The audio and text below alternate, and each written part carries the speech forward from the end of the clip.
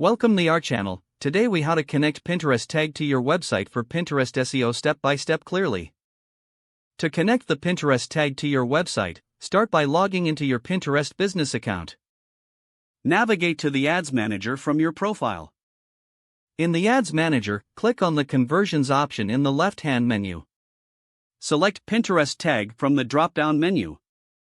Click on the Set up the Pinterest tag button.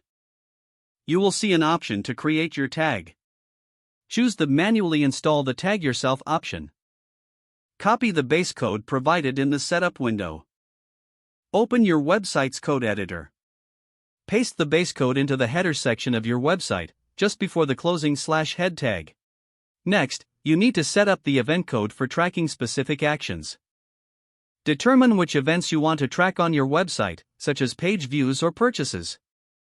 For each event, copy the relevant event code from the Pinterest setup instructions.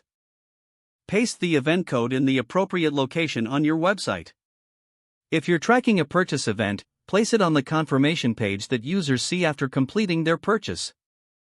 Once you have added the base code and any event codes, save your changes. Next, return to the Pinterest Ads Manager. Click on the Check Your Setup button to verify that your tag is installed correctly.